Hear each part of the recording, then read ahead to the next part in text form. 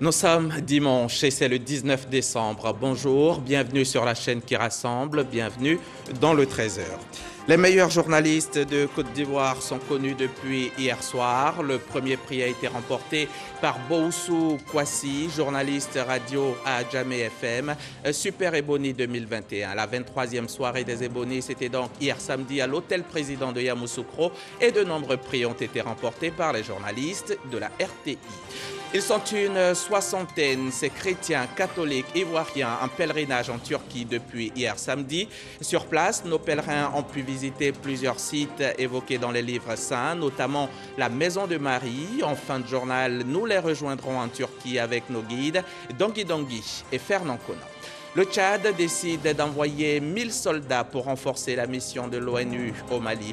Le contingent tchadien devrait donc quasiment doubler. L'ambassadeur malien à l'ONU a donné son feu vert au Conseil de sécurité. Le gouvernement militaire à Bamako précise, lui, que ce renfort intervient à la requête du Tchad.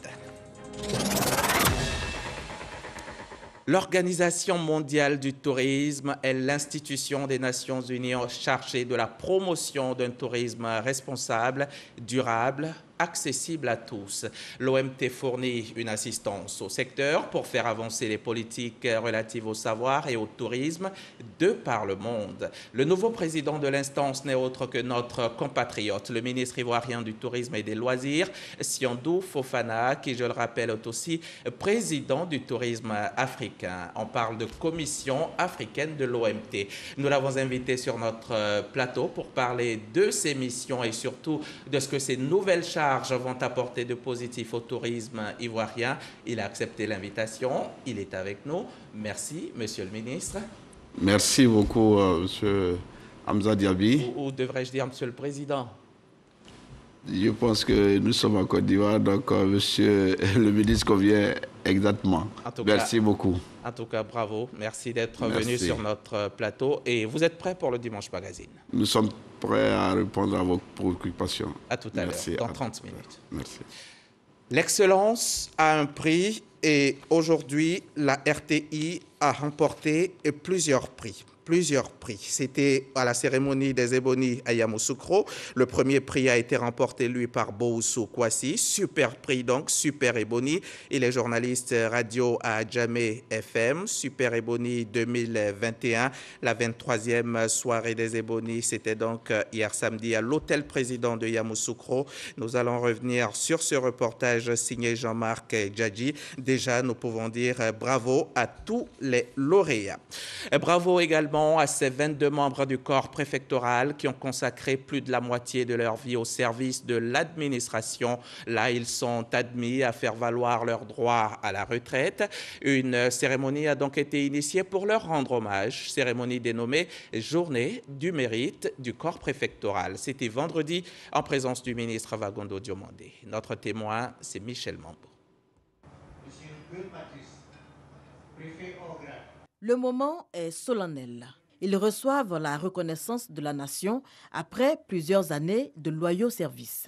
Eux, ce sont les membres du corps préfectoral, 21 au total, prêts à faire valoir leurs droits à la retraite. C'est donc avec une vive émotion que je porte la parole de mes collègues en ce jour inédit dans l'histoire du corps préfectoral de Côte d'Ivoire. Cette journée de reconnaissance du mérite du corps préfectoral contribue et contribuera à l'épanouissement de ses membres.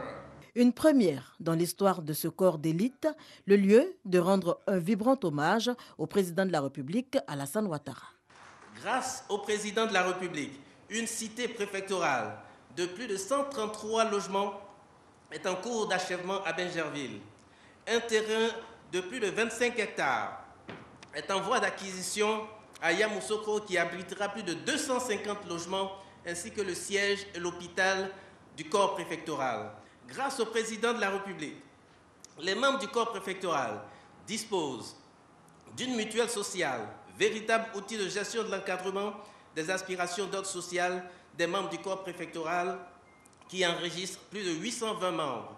Et pour continuer de mériter cette attention particulière, il faudra rester au-dessus de la mêlée. Être au-dessus de la mêlée, c'est avoir une gestion rigoureuse de son environnement, tant professionnel, social que familial. Je rêve de ce préfet exerçant son métier, sa mission avec rigueur, autorité et probité. Je voudrais me faire le porte-parole du chef de l'État et vous transmettre ses félicitations et toute son admiration pour le travail que vous ne cessez d'abattre dans le silence, parfois avec des difficultés. C'est pourquoi aucun effort ne sera de trop pour vous accompagner dans vos missions. Remise de chèques, signature de convention pour l'assurance maladie des membres du corps préfectoral, remise d'un présent pour le président de la République Alassane Ouattara, également au nombre des temps forts de cette première édition de la journée dédiée au mérite du corps préfectoral.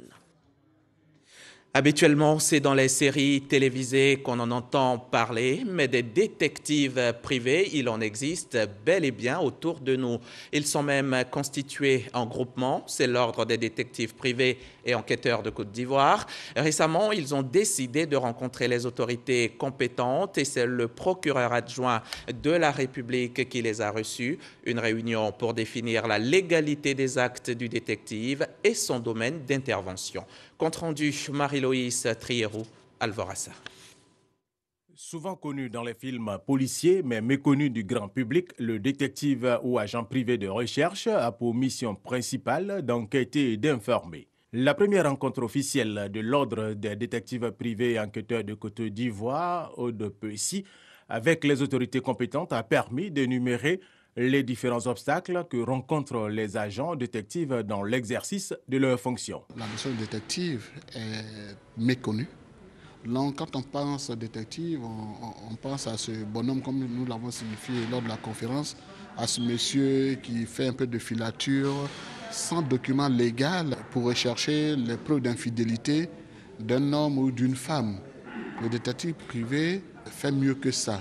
La difficulté que nous rencontrons, c'est que le citoyen lambda ne connaît pas, et même les institutions ne connaissent pas le métier de détective.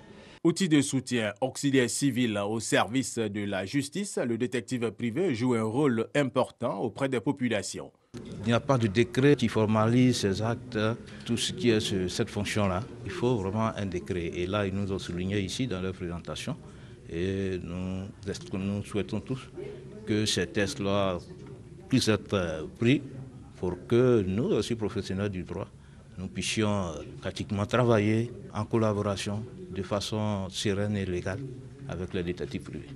Le détective privé intervient dans plusieurs domaines, les affaires familiales, les affaires civiles et commerciales, les affaires pénales, les affaires industrielles et bien d'autres. Et si seulement ces détectives avaient le pouvoir de dénicher le point faible du coronavirus et nous en débarrasser. Oh que non, le virus continue sa route, il met tout sens dessus-dessous, il tue, dévaste tout et il avance.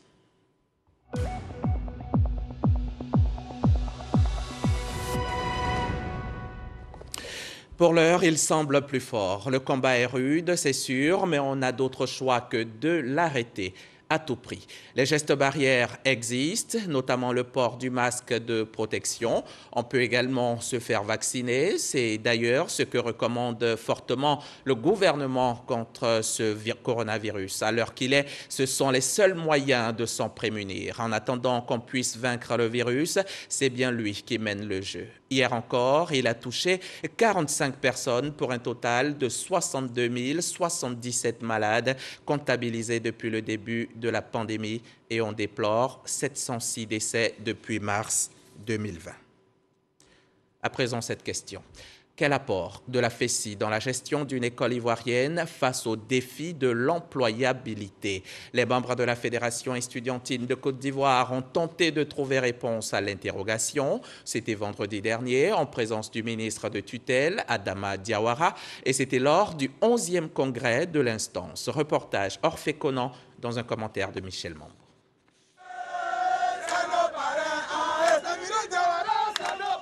11e congrès ordinaire de la Fédération estudiantine et scolaire de Côte d'Ivoire, FESI. Les élèves et étudiants membres de ce syndicat se sont mobilisés autour du thème « Quel apport de la FESI dans la gestion d'une école ivoirienne en déliquescence et face aux défis de l'employabilité ». Le secrétaire général, en se basant sur ces statuts réglementaires intérieurs-là, mène le combat des élèves et des étudiants, c'est-à-dire redonner l'image de l'école ivoirienne, redonner aussi l'image de notre structure. Nous sommes ici pour appuyer nos jeunes, pour les encadrer, pour les encourager, et puis pour leur expliquer qu'une organisation comme la FESI, qui existe depuis plus de 30 ans, doit faire preuve de maturité, de discernement. La FESI a gagné en maturité. Donc nous les encourageons, nous les félicitons.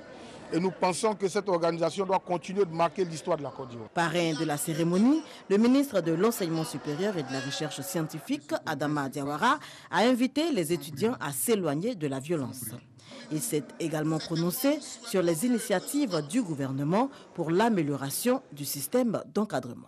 On peut revendiquer, mais avec la méthode. Il faut que la FESI soit porteuse des valeurs de tolérance et de dialogue. Réalise dans ses revendications parce que l'État seul ne peut pas tout faire. Il ne faut pas que la FESI soit uniquement une force de contestation, il faut qu'elle soit une force aussi de proposition. Je dis bravo à la FESI, il faut qu'elle continue sur cette voie. Ce congrès a également été marqué par l'élection du secrétaire général de la FESI. Alain Sinclair, secrétaire général sortant, a été réélu pour un mandat de 2 ans.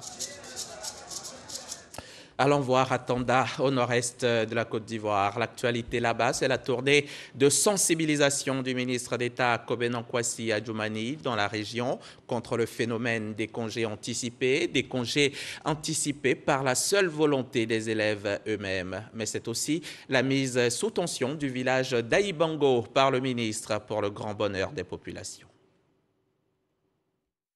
Aïbango, 9 km de Tanda, son chef-lieu de commune. L'énergie domestique, désormais un vieux souvenir. Le ministre d'État, ministre de l'Agriculture et du Développement rural, Kobena Kwasi Adjoumani, au nom du président de la République, procède à la mise sous tension du village. Ce cadre de la région a remercié le Premier ministre et le chef de l'État et s'est engagé à nouveau au nom des bénéficiaires à accompagner la volonté gouvernementale de développement. Ce sont par ailleurs les propos du chef, Nanan Kwadjo Kouman Évariste, qui insiste sur la satisfaction de tous de bénéficier de cet outil de développement après plusieurs dizaines d'années d'attente. Le même décor à Tehui, autre village de Tanda. Ici, on célèbre le cinquantenaire de l'école primaire publique. C'est une opportunité pour l'autorité gouvernementale d'insister sur le civisme scolaire en cette période de fin d'année. Mais si en son temps, nous nous étions comportés comme c'est le cas aujourd'hui, mais on n'allait pas atteindre ce niveau. Donc, chers parents, dites à vos enfants d'aller à l'école. Il y a des moments indiqués pour aller en congé. Élèves et parents qui prennent l'engagement de ne pas être des acteurs actifs du phénomène des congés anticipés dans cette zone du Gontougo, dans l'est du pays. Et à quelques kilomètres, quelques 500 kilomètres même de Tanda, à Ouangolodougou, au nord de la Côte d'Ivoire, on ne prône que la paix, la fraternité et l'unité dans la localité de Naandougou. Les populations sur place sensibilisent au vivre ensemble, seul gage d'un développement réel. Depuis Naandougou, le reportage de Kader Sorodoko. Journée de la cohésion sociale à Naandougou, dans le département de Ouangolodougou. Ce village de la sous-préfecture de Kawara veut aller de l'avant. Au cours de cette journée, le parrain Trissa Traoré, député de Ouangolodougou, a exhorté la population à œuvrer pour la consolidation de la paix et de la sécurité. Au menu des échanges, le renforcement du vivre ensemble, la solidarité et la promotion de l'unité nationale, conditions indispensables pour le développement économique national. Tournez le dos aux vendeurs d'illusions qui viendraient vous faire miroiter le paradis au nom d'une quelconque lutte religieuse. Aidons le chef de l'État, son Excellence Alassane Ouattara et le gouvernement à fermer l'accès de nos villes et villages à toutes les formes de violence.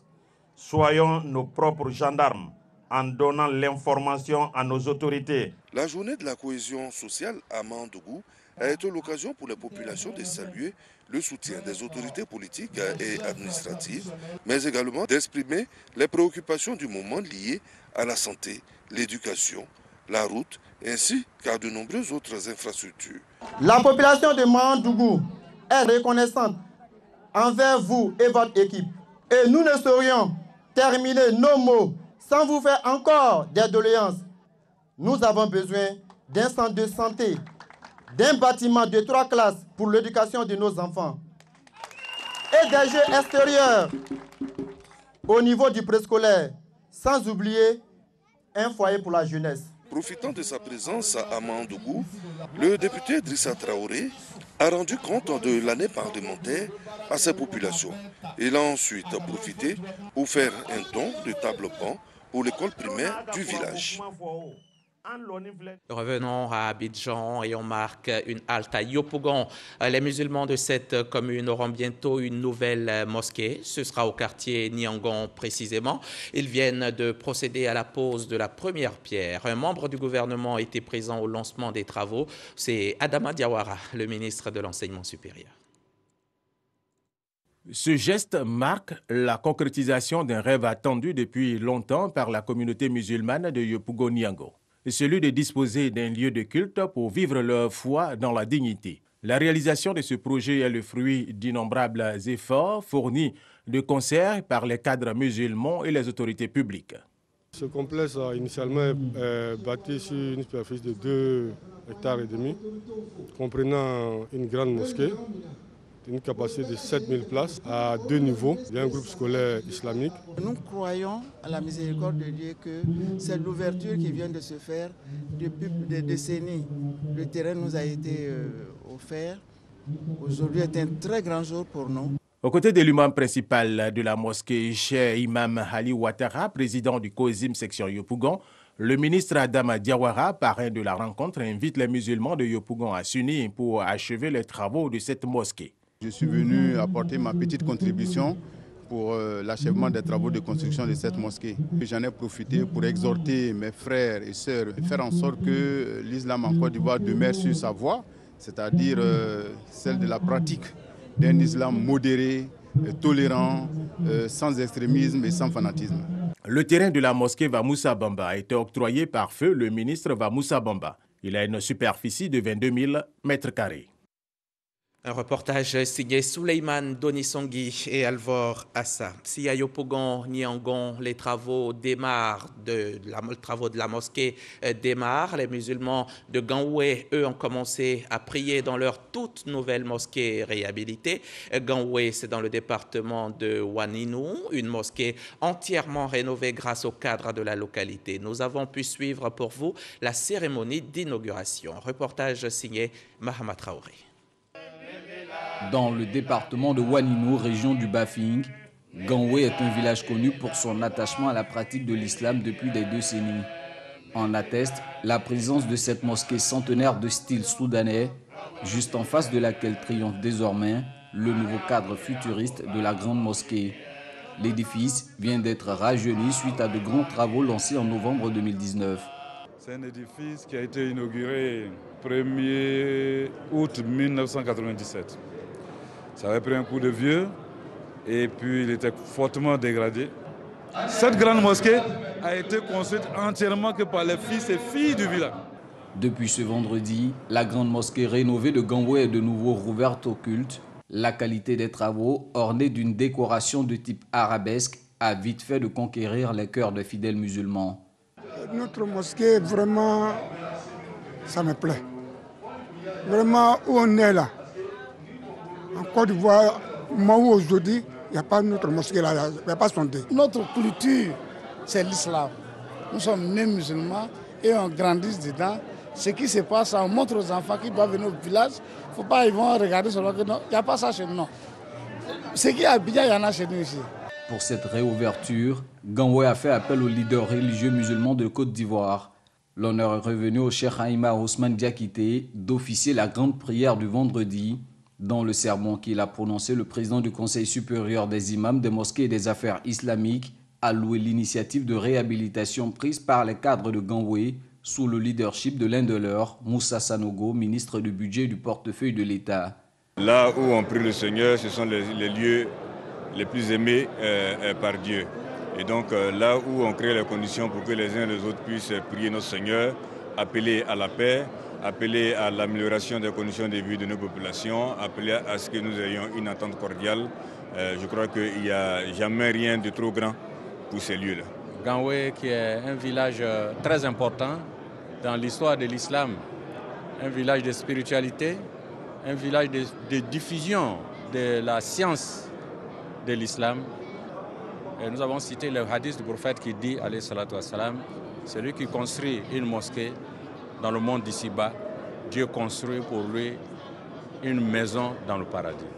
Cela suffit comme motivation pour chacun. Ganwe a une nouvelle mosquée, mais n'oublie pas l'ancienne. L'engagement a été pris par les cadres de veiller à la restauration de ce patrimoine religieux, tout comme celui de mettre sur pied un comité chargé de l'entretien de la grande mosquée rénovée. On va quitter la mosquée. On part découvrir la maison de Marie, direction la Turquie, où se trouve en ce moment une soixantaine de chrétiens catholiques ivoiriens. Ils marchent sur les traces des premiers chrétiens dans ce pays. Ils y sont depuis hier samedi dans le cadre d'un programme de la Direction générale des cultes, programme dénommé Pèlerinage Nativité Turquie 2021. Le reportage de Dangui Dangui et Fernand Conan, nos envoyés spéciaux. Des catholiques ivoiriens visitent la maison de Marie, une concession située dans les montagnes, dans la localité d'Éphèse en Turquie, où la Vierge Marie a vécu selon les livres saints. Je suis contente parce que j'ai visité quand même la maison de Marie. Je vis actuellement, c'était comme si je vivais ces années passées. Voilà, c'est cette joie qui m'anime. Je demandais tout simplement que par son intercession, nous ayons les grâces dont nous avons besoin de la part de son Fils pour notre pays, la Côte d'Ivoire. Oui, pour notre pays, la Côte d'Ivoire, qui a besoin de cette paix. Dans la même localité et toujours sur les traces des premiers chrétiens, les pèlerins ivoiriens découvrent les vestiges de ce théâtre antique, où s'est parfois joué le destin de l'Église catholique. Avoir sur les traces de Saint Paul, je pense que je suis sur les marches du Christ. Je pense que j'essaie d'être sur les pas du Christ. Non loin de là, les pèlerins découvrent la basilique de Saint-Jean, puis la tombe où reposent ses restes. À Saint-Jean, Jésus a confié sa mère. Donc en tant que chrétien catholique, c'est l'Église que Jésus a confiée à Saint-Jean. Donc quand j'ai vu ici la cathédrale qu'il a dressée, je me dis que c'est l'Église qu'il a dressée ici. Ce pèlerinage en faveur d'une soixantaine de catholiques ivoiriens dénommé Pèlerinage Nativité Turquie 2021 est une initiative du ministère de l'Intérieur et de la Sécurité, pilotée par la Direction générale des cultes. Le contingent tchadien au Mali devrait quasiment doubler sous le mandat des Nations Unies. L'ambassadeur malien à l'ONU a donné son feu vert au Conseil de sécurité, mais le gouvernement militaire au pouvoir à Bamako tient à préciser que ce renfort intervient dans un cadre bilatéral et à la requête du gouvernement de la République du Tchad pour faire face aux menaces et protéger ses troupes au nord du Mali suite à la reconfiguration de la force Barkhane, la force française au Sahel, qui a retiré 450 soldats du nord malien. Je vous le disais à l'entame de ce journal, l'excellence a un prix, la RTI en a 7. Comme à son habitude, hier encore, le groupe RTI s'est bien illustré à la soirée des Ébonies à Yamoussoukro. 7 prix raflés. Le super prix est revenu à Bouhoussou Kouassi d'Adjamé FM, mais nous sommes quand même 7 fois Ébonies, 7 fois que le nom RTI a retenti dans cette salle de l'hôtel Président, 7 comme les 7 couleurs de l'arc-en-ciel ou comme les 7 merveilles du monde, 7 fois qu'on a convaincu. Les meilleurs journalistes, c'est bien ici, à la RTI. 3 jours que les lampions scintillent sur la capitale politique Yamoussoukro pour la 23e nuit des Ébonies. Les lumières sont éteintes, le rideau est enfin tombé. Il vient d'Adjamé, Adjamé FM, Bouhoussou Kouassi, Super Ébonies 2021. En musique. Bouhoussou Kouassi, de la rédaction de radio Adjamé FM, est le nouveau Super Ebony 2021 du meilleur journaliste de l'année et Ebony Radio. Parmi les 28 nominés, il a su convaincre le jury présidé par le docteur Alfred Danmoussa par l'originalité et la pertinence de ses sujets. Je veux également continuer pour dire merci également à l'UNJCI qui donne à travers Ebony l'opportunité à des journalistes de tous bords et de tous niveaux de compétir et de pouvoir, n'est-ce pas, espérer avoir ce genre de prix. Plus d'une vingtaine de prix spéciaux et sectoriels sont décernés à la crème des journalistes de Côte d'Ivoire. Au nombre d'entre eux, Gora Maï Thomas du journal Le Sport qui remporte l'Ebony de la presse écrite. Serge Alain Kofi de Alerte.info qui devient le meilleur journaliste web de Côte d'Ivoire. Fatou Fofana de RTI 1 remporte la palme de la meilleure présentatrice du journal télévisé. Bintou Pekele de RTI 2, quant à elle, arrache le prix Ebony Télévision pour sa première participation. Une révélation et une satisfaction pour le premier groupe audiovisuel de Côte d'Ivoire. On a traité des sujets qui nous concernaient réellement, mon équipe et moi. Je veux parler du cadreur, du chauffeur. On a été sur le terrain et c'est ce qui a payé. On a aimé ce qu'on faisait, on ne s'est pas reposé. Pendant toute une année, on a travaillé pour ça.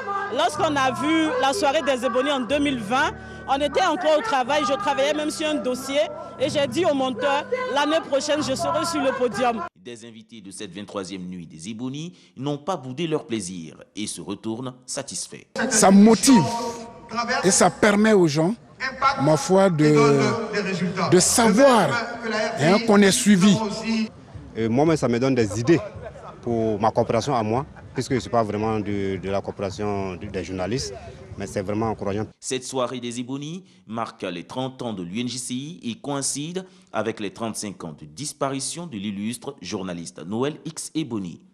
Jean-Claude Koulibaly, président de l'Union des journalistes de Côte d'Ivoire et le représentant du Premier ministre, en souvenir, se sont engagés à faire du prix Ebony l'âme de l'excellence journalistique et d'une vie démocratique apaisée. L'UNJCI a toujours œuvré pour une bonne professionnalisation du métier de journaliste. Et c'est ce que nous faisons. Relever les talents cachés, montrer que modestement, parti modestement, on peut y arriver. Seul le travail paye et que de la qualité des articles et également de la qualité des contenus, vous pouvez, je veux dire, journaliste que vous êtes, avoir accès ou bien avoir la possibilité de remporter le Super Ebony. Les anciens présidents de l'UNJCI ont notamment été honorés durant cette soirée. Boussou Kwasi, nouveau Super Ebony 2021, succède à Marcel Aka du quotidien L'Inter. Bravo à la RTI et bravo surtout au comité d'organisation pour cette belle soirée. Et c'est parti pour le Dimanche Magazine, le magazine de l'audiovisuel le plus attendu, celui que vous préférez. Aujourd'hui encore, le sujet est d'actualité. C'est la Côte d'Ivoire qui préside aux destinées du tourisme africain et de l'OMT, l'Organisation mondiale du tourisme. Siandou Fofana est donc 2 fois président. Alors nous l'avons invité, il est avec nous pour un petit moment. Merci monsieur le ministre. Mais permettez, avant de démarrer cet entretien, on va suivre cet élément vidéo. Et juste après, on se retrouve. Merci beaucoup. Le leadership de la destination touristique ivoirienne vient d'être réaffirmé au plan international. En effet, la Côte d'Ivoire vient de se faire élire à la présidence du Conseil exécutif de l'Organisation mondiale du tourisme au thème de sa 24e Assemblée générale qui s'est tenue cette semaine à son siège à Madrid en Espagne. La sublime Côte d'Ivoire a été élue par les 35 membres statutaires de l'organe décisionnel de l'institution spécialisée des Nations Unies. Ça a été un sentiment d'honneur pour notre patrie d'avoir été élu à la tête du conseil exécutif d'une organisation aussi importante que l'OMT, l'Organisation mondiale du tourisme. Le tout premier point, c'est la venue de la Côte d'Ivoire dans le concert des nations. C'est très important. Il faut 152 ans pour qu'un tel événement d'une grande envergure se reproduise ici. Maintenant, nous assurons aussi la présidence d'un conseil exécutif aussi important. Nous estimons que l'apport que cela va apporter à la Côte d'Ivoire est énormissime. Le ministre Siandou Fofana, qui porte la vision du président Alassane Ouattara, mise en œuvre par le Premier ministre Patrick Achi, a organisé entre autres en terre ivoirienne le 27 septembre dernier les festivités officielles de la Journée mondiale du tourisme. Un atout qui a pesé dans l'élection de la Côte d'Ivoire à la présidence du Conseil exécutif de l'OMT. Merci à vous, Patricia Oumouetia, notre spécialiste maison des questions de tourisme. Alors, Monsieur le ministre, vous êtes président de la CAF-OMT, la Commission africaine. Vous êtes aussi président de l'OMT. Que d'honneur pour la Côte d'Ivoire. Mais qu'est-ce qu'on y gagne véritablement? Merci, Monsieur Anza Diaby. Je pense que c'est d'abord une reconnaissance du leadership incarné par le président Alassane Ouattara depuis qu'il a pris les rênes du pouvoir en Côte d'Ivoire. Et c'est le retour de la Côte d'Ivoire sur la scène internationale. Et aujourd'hui, vous savez que tous les touristes du monde ne peuvent aller et ne peuvent reconnaître une nation à vocation touristique que si vous avez une certaine reconnaissance internationale. De ce point de vue, nous pensons que les efforts accomplis par notre pays pour le repositionnement diplomatique, pour l'action d'envergure au plan économique, mais aussi les efforts et la politique touristique de notre pays a permis aujourd'hui cette reconnaissance par nos pairs africains et au-delà par toute la communauté internationale. Mais vous étiez en compétition avec des pays comme le Bahreïn, l'Afrique du Sud, le Brésil par exemple. Qu'est-ce qui a milité véritablement en notre faveur? Ce qui a milité en notre faveur, c'est d'abord et avant tout, il faut avoir le dit, c'est ce que je disais tantôt, c'est le leadership incarné par le président de la République. Bien des fois, on ne met pas cela en avant, mais c'est un travail de fond qui a permis que toutes les nations reconnaissent que la Côte d'Ivoire a fait des bons qualitatifs ces dernières années pour être véritablement cette nation reconnue par les plus grandes nations comme une nation d'envergure.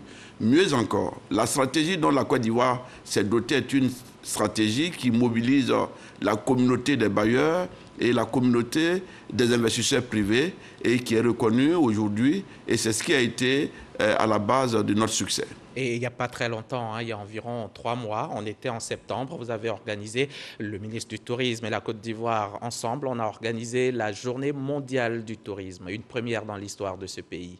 Quelles en sont les retombées? Évidemment, c'est une première dans l'histoire de notre pays. C'est la première fois que la Côte d'Ivoire accueillait la Journée mondiale du tourisme. Je me dirais, tout arrive à la fois. C'est la première fois que la Côte d'Ivoire préside dans l'histoire de notre pays l'organisation pour la conférence Afrique, la Commission Afrique. Et c'est la première fois dans l'histoire de la Côte d'Ivoire que la Côte d'Ivoire préside l'Organisation mondiale du tourisme. Et les retombées pour la Journée mondiale du tourisme, il faut attendre 6 ans pour qu'un pays africain ait cette opportunité. Avant nous, c'était les pays du Maghreb et les pays d'Afrique australe.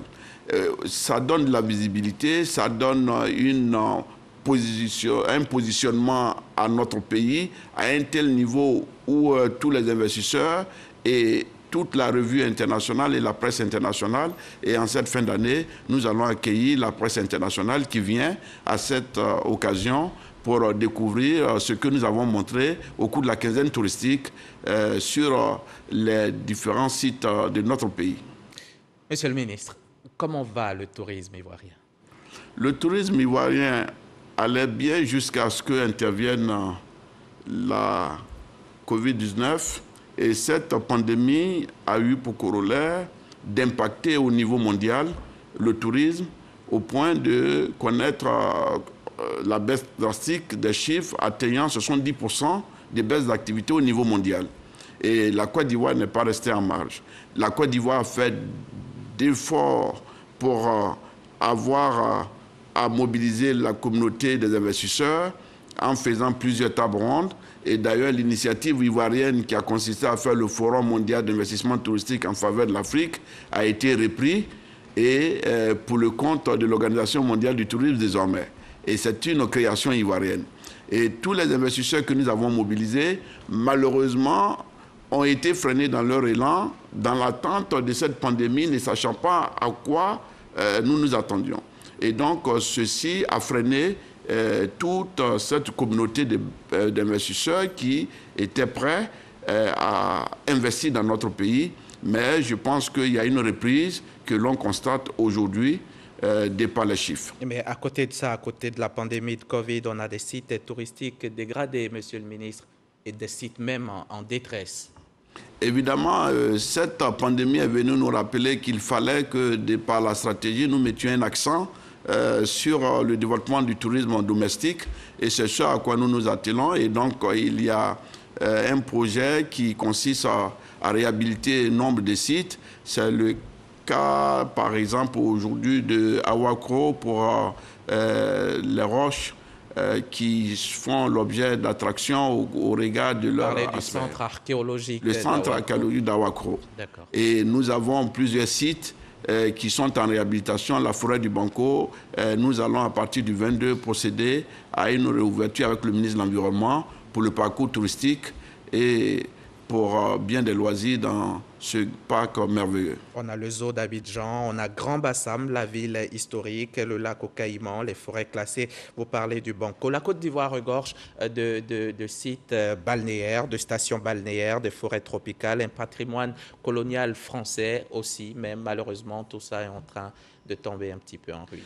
Oui, il y a un programme qui a été arrêté par le gouvernement visant à la réhabilitation de la ville de Grand Bassam, et donc en rapport avec le ministère de la Culture, ce projet est en cours et nous pensons que dans le cadre de l'ouverture de l'embouchure de Grand Bassam, il y a un parc touristique de 300 hectares qui doit être valorisé, et en plus de cela, nous allons assister à une remise en état, à une réhabilitation de cet important patrimoine qui date des années 30.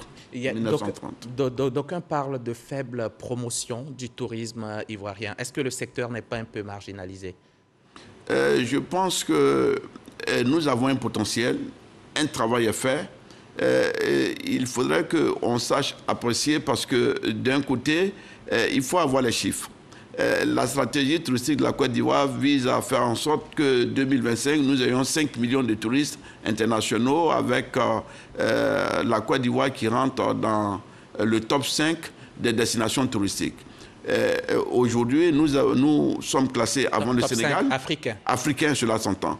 Nous sommes, bien entendu, parmi les 13 destinations les plus prisées en Afrique.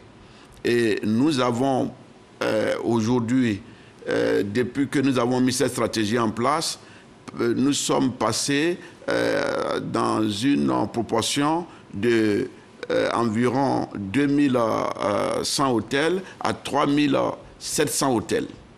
Et vous comprenez, donc il y a une progression annuelle de 10% et avec 53 000 chambres que offrent tous les établissements de Côte d'Ivoire.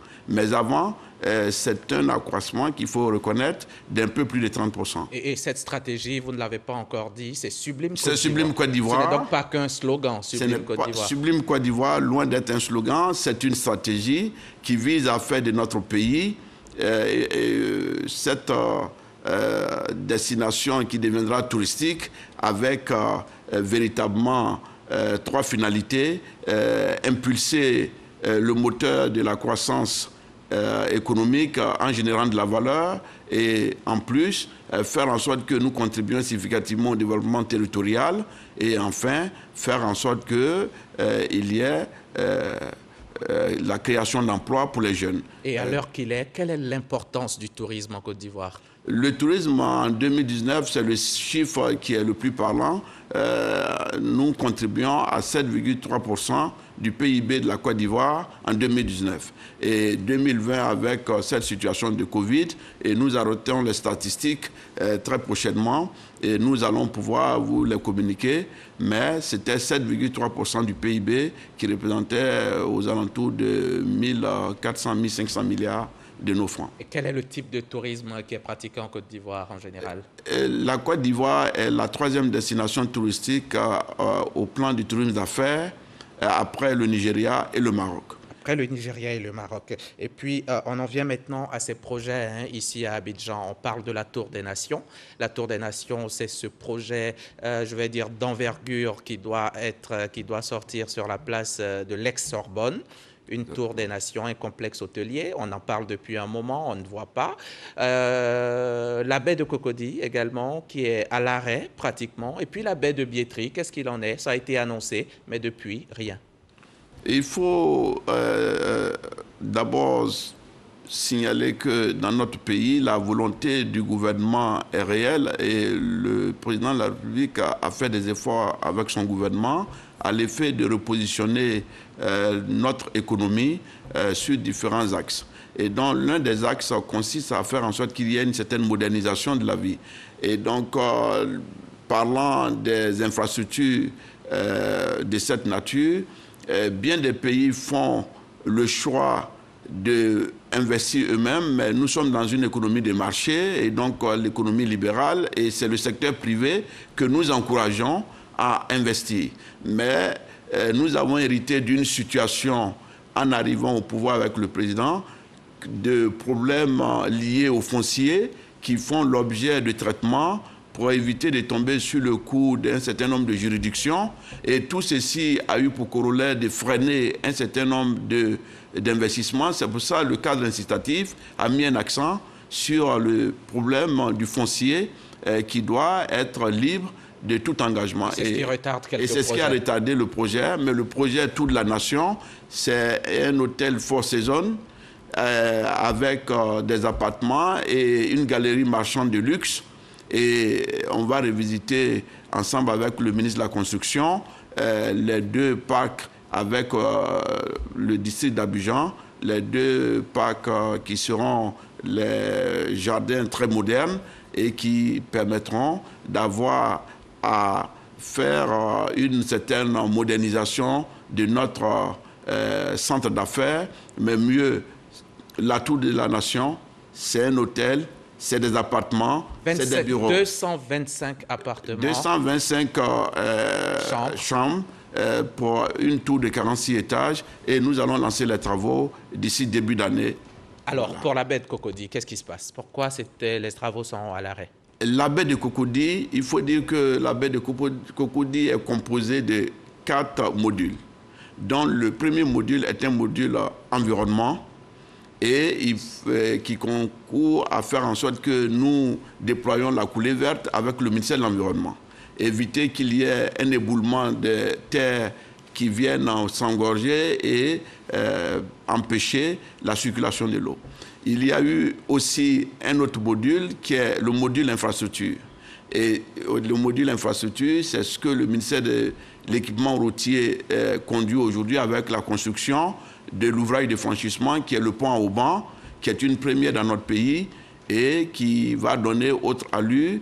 Et donc, quand les puits sont en construction et que les études de sol et géotechniques permettent de faire tout ça, on ne peut pas faire la valorisation. Et donc, il y a un autre module qui est le module financement et qui est piloté par le ministère de l'économie et des finances.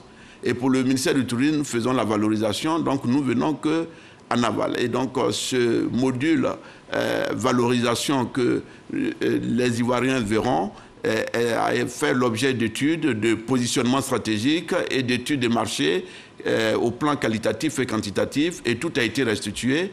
Et nous allons ensemble travailler avec tous les acteurs sous la responsabilité de Monsieur le Premier ministre. Et nous avons eu une réunion la semaine dernière faisant en sorte que le comité de pilotage arrive à mettre en exergue tous les éléments et les recommandations formulées par l'étude McKinsey. Ce qui va forcément retarder les délais. En fait, il faut dire que nous sommes dans les délais puisque la valorisation n'intervient que a posteriori. Et maintenant que les pluies apparaissent, il faut éviter qu'il y ait des accidents parce que pendant qu'on monte les pluies et qu'après il faut déployer le tablier de circulation sur cet ouvrage de franchissement, on ne peut pas en même temps mobiliser des équipes pour travailler à la valorisation de un parc de 50 hectares obtenus sur la zone, mais c'est quelque chose qui devient le salon d'Afrique et qui va être un endroit stratégique de notre pays dans les mois à venir. Les mois à venir. Alors, la baie de Biétry, on a dégagé des gens, on les a déguerpis, Biétry, la baie, voilà. Qu'est-ce qui se passe? Évidemment, pour la baie de Cocody et la baie je parlerai de Biétry, pour le boulevard de Marseille, dans la construction en 2x2 voies pour permettre d'avoir une voie alternative sur la circulation du boulevard VGE, il y a eu le dégagement des emprises. Il faut rappeler que c'est le domaine public de l'État et donc l'État n'a fait que reprendre son domaine public et donc ce dégagement a été fait, mais la nature a horreur du vide. Et donc nous avons envisagé 2 projets. Donc le projet Serena Village, qui est un projet constitué d'hôtels, de galeries marchandes, de restaurants et d'espaces de loisirs. Et nous allons avoir la promenade du monde où on va avoir toutes les cuisines du monde avec les espaces de loisirs du monde pour chaque continent. Ce sera pour quand? Et le ministre de l'équipement routier qui est en charge de la gestion du domaine public a signé l'AOT, l'attestation d'occupation temporaire pour ce qui concerne Serena Village et nous lançons Serena Village en cette fin d'année. En cette fin d'année. Monsieur le ministre, vous êtes aussi ministre des Loisirs. La dénomination exacte, c'est ministre du Tourisme et des Loisirs. Voilà 5 ans que vous êtes là. Qu'est-ce qui a été fait à ce niveau des loisirs? Au niveau des loisirs, il faut dire que nous avons, comme je l'ai dit, cette vocation d'être une économie de marché. Et donc, nous n'avons pas vocation à être doté de budget pour avoir réalisé les infrastructures, si ce n'est qu'encourager le secteur privé. Et nous avons réuni un certain nombre d'acteurs privés pour porter des projets au niveau étatique. Et c'est ce à quoi nous assistons, et du moins vous verrez avec nous qu'aujourd'hui, nombre de projets ont connu un début de démarrage. À Yopougon, au niveau du centre commercial, vous verrez le plus grand centre de loisirs basé sur tout ce qui est digital et qui se trouve à Yopougon sur un peu plus de 10 000 m². Et ça, ce sont des éléments qui ont été encouragés pour que le secteur privé porte ses projets. Il en est de même pour les différents villages touristiques et les villages de loisirs qui sont montés ici et là. Et pour l'instant, nous possédons la modernisation des plages. Donc en phase pilote, nous aurons 3 plages qui seront modernisées. Et bien des privés ont été encouragés à porter des projets. Et je pense que ce sont des projets qui vont démarrer. Mais aujourd'hui, il y a cette volonté du gouvernement à mettre un accent pour que le secteur privé porte les véritables projets de développement pour essayer de donner de la dynamique au niveau des activités de loisirs pour le bonheur des Abidjanais et des Ivoiriens. Et parlons de loisirs, on a notre compatriote Olivia Yassé qui participe au concours Miss Monde. Comment vous l'appuyez, vous, au niveau du ministère du Tourisme et des Loisirs? Quel est votre apport dans son cheminement sur la route de cette victoire dont on a tant soif? Évidemment, nous sommes heureux qu'une de nos compatriotes porte les couleurs de la Côte d'Ivoire, étant entendu que ça contribue significativement à la promotion de la destination Côte d'Ivoire. Notre ministère a eu à faire en sorte que nous activons l'ensemble de nos réseaux habituels, les influenceurs et l'ensemble de tous nos blogueurs pour qu'ils reprennent le relais pour faire la promotion et pousser les uns et les autres à la soutenir et aller au vote. Et nous savons qu'il y a eu un report de 3 mois dû à la situation de Covid, mais nous ne baissons pas les bras. Nous activons toujours ces réseaux à l'effet de la soutenir pour aller jusqu'à la victoire et porter les couleurs de notre nation encore plus hautes, chose qui profiterait notablement au tourisme ivoirien. Merci. Monsieur le ministre, et avec vous, nous sommes ensemble, je pense, comme ça, au centre archéologique d'Awakro dont vous avez parlé, les pierres de Eotile à Tiapoum, les îles aux tortues à Adiaké, les îles aux mangroves, le cimetière de bateaux sur l'île Boulé, les tisserands de Bomizambo, de Waraniene, on parle des potières de Katiola, il y en a tant de sites à visiter en Côte d'Ivoire. Merci, monsieur le ministre. Merci beaucoup. Nous profitons du temps d'antenne que vous nous donnez pour avoir profité de l'occasion en cette fin d'année, inviter les Ivoiriens à aller à la découverte de leur pays et faire en sorte que le tourisme domestique prenne tout son sens, parce que nous avons profité de la quinzaine touristique pour mettre en valeur le tourisme domestique pendant 15 jours.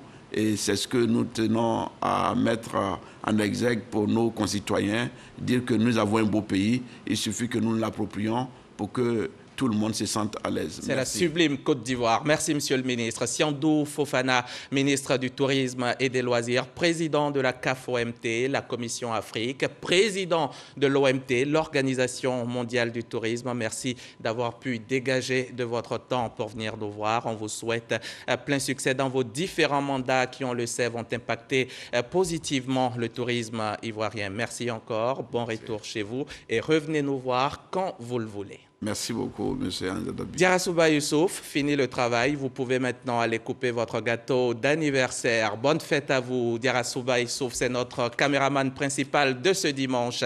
Et je salue par la même occasion tous ses collègues, tous les autres cadreurs et toute la magnifique équipe qui accompagnée dans la réalisation de ce journal. Un journal conçu avec habileté par la chef d'édition, Michel Mambo. Bon dimanche, bonne santé et à mercredi.